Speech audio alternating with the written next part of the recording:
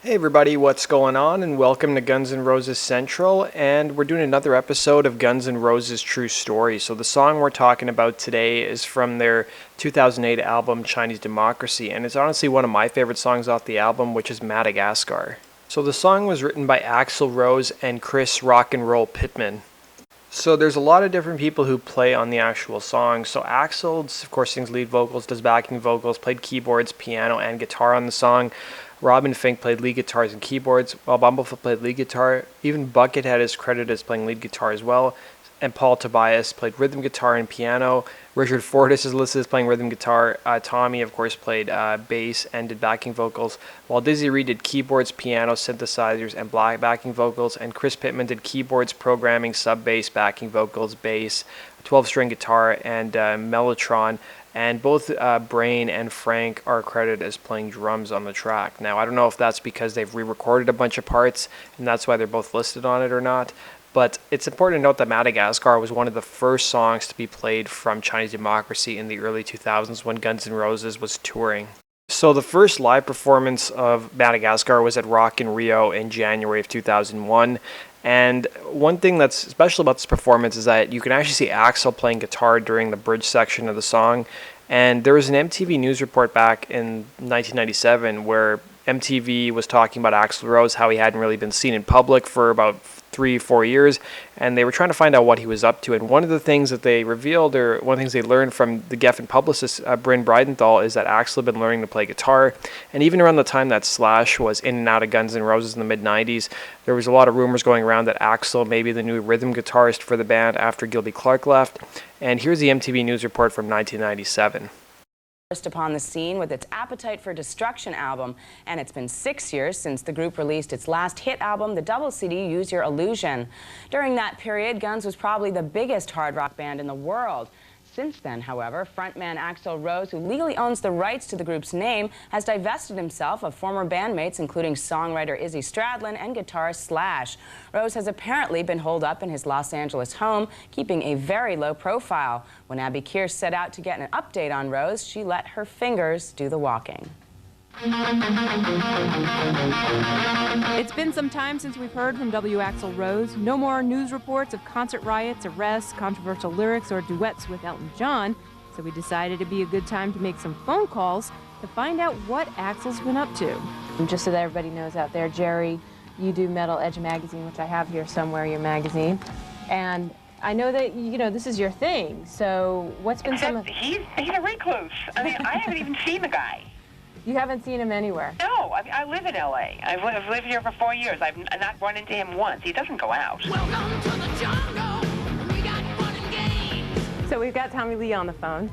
So now, Tommy, what's your take on why Axl has kind of just, in a sense, disappeared from at least from the public eye? I don't really know. I would imagine that, he's maybe avoiding going through some of the painful things that we've actually been through. Well, what do you mean some of the painful things that you had been through as far as... When you release a record and, it's just a different time and there's a whole new wave of music and it's, a lot of changes took place. Yeah. Maybe Axl's got his, storm windows up and they're all boarded up and he's waiting until it, passes. It's been almost, I believe, with us for MTV News, it's been about 5 years since we actually talked to him. So that's a long time to kind of be out of the, limelight, so to say. So in that 5 years, what are some of the things he's been doing? He's just been enjoying life? Well, he's been doing a lot of reading and also learning new instrumentation. He's been learning to play guitar. Is this album, in a sense, a solo project since mostly all of the original members of the band, Guns N' Roses, are apparently not going to be on this album? I wouldn't assume that. Is there going to be a Guns N' Roses album, like say before the year 2000? It's like we're coming on the world's most frequently asked question. But all I can tell you is there will be an album when Axl says it's done. Rose is now working with techno star Moby, although they haven't started recording yet. He's also said to be putting together a new experimental Guns N' Roses lineup that will include original bassist Duff McKagan. Apparently, Rose does get out of the house once in a while, as he was recently spotted at a Radiohead concert in Los Angeles. That's it for this. So Guns N' Roses were playing Paris in 2012, and Axl briefly talked about the song. So he was talking about why he sang the song in sort of an old man's voice. That's kind of one of the things that's striking about the song, or notable about the song, is just Axl's voice sounds a bit older than you would think it would sound, and here's what he had to say during the 2012 show. Thank you. I remember seeing on the web, somebody saying, why did he have to sing that song with like an old man's voice? It's like, I don't know, maybe just one of the influences was him and his old man in the sea, just by chance, that could be it. I don't know. But on the web, they know everything.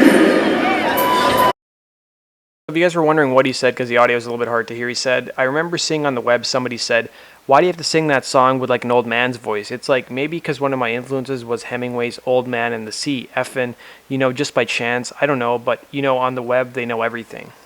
The song is also notable because it actually uses several dialogue samples, including Prison Captain's monologue from the 1967 Paul Newman movie Cool Hand Luke. The same sample was also previously used by Guns N' Roses on their 1991 album Use Your Illusion 2 for the song Civil War. And the song also features an interpolation of Martin Luther King Jr.'s famous I Have a Dream speech. The song was also released for download for Rock Band 2, which came out in 2009. And the difference between the track that appeared in Rock Band 2 and the version on Chinese Democracy is that the actual dialogue samples are removed from the Rock Band 2 version, largely probably because of licensing. So Chris Pittman also was interviewed in 2008, and he talked about the song. He said, I was up at Axl's house for about a week or two, and I was setting up rack-mounted amplifiers, and you had your fake orchestra with synthesizers. One would be the strings, one would be the brass, and I was setting that up for him. And I was going, now this module here, and we're going to this for brass instruments, and here you have horns, and he was playing while I was switching the sounds, and I switched to the sounds, to the French horn sound, and he was playing the chord progression, and I went to another sound, and he goes, oh no, back to that one. We went back, and it was a French horn sound, and he kept playing the progression, and it sounded really cool. I turned around and turned on the tape machine, and that ended up being the very intro for the song Madagascar. And that's just how it evolved, and he just had the chord progression, and all of a sudden, it married with the French horn, and it was a super moody song, and that was the start of the song. We actually recorded it really quickly up there at his house, and he just sang unbelievably on it. So also on Pittman's official Facebook, he posted a photo of Axl playing guitar on the song from its debut performance at Rock in Rio, commenting that all the guitar parts in the song were written by Rose. Axl's playing guitar on Maddie live on Rock in Rio 2001. He wrote all the guitar parts, including lead guitar. I recorded him playing lots of guitar parts back then. I don't think people know what an original and cool guitar player he really is. Those were fun times. And their drummer Brain was asked about his favorite songs off Chinese Democracy, and he said, I like Madagascar, it's got that huge Bonham thing going on. The most famous live performances of Madagascar came in the 2002 MTV VMAs. The Guns N' Roses were playing a medley of songs, including Welcome to the Jungle, Paradise City, and then they introduced the crowd, probably most of whom had never heard the song before, Madagascar. So even though the song had been played the previous year on some of Guns N' Roses tours, this was really the first time I think the general public had really heard the song live. So here's an MTV News report talking about Guns N' Roses playing the actual award shows. The VMAs came at the very end of the night. Guns N' Roses were the biggest rock band of the late 80s, and Axl Rose was the biggest rock star in the world. Around 1993, Axl kind of goes into hiding. Each year, it's just the mystery would just grow. So inevitably, every year, we got to get Guns N' Roses. Every single year since they've been off the road, we've said, what about Guns N' Roses? We get past that, and we move on. It happens every year. Somehow in 2002, I had started seeing rumblings on the internet about Guns N' Roses playing a show, but then it got canceled, or they did one. So there was something in the air. About August, the head of the network gets a message from Guns management saying, we're coming. So you're like, oh my God, of course we're going to make a slot for Guns N' Roses. But the whole time, we dealt with him for a long time. Until he's on that stage, live in front of everybody, we're not going to believe it. The risk is it leaking and the viewers thinking he's actually going to be there and then he doesn't show up. So in this particular case, we had to really keep this quiet. We didn't tell anybody they were playing on the show. We call things Project X or Y or Z, or, you know, we'll label it an animal. On all the schedules and everything, they called them the Frogs or something like that. They're like, oh yeah, it's some Swedish band, don't worry about it. Nobody knew what was going on. I think literally 5, 6 people at best. We decided he's going to rehearse the last slot, close off Radio City, get everybody out. Nobody was allowed in. And we were like, what could be such a big deal that no one can get in? People were asking me, can you get in there? You're on air. And I was like, I tried. It doesn't work. First thing that happens is the Guns N' Roses equipment starts running. And you see veteran producer people, you know, we're like, it's really here. And you start seeing the band. And we're hearing them play the opening notes to Jungle.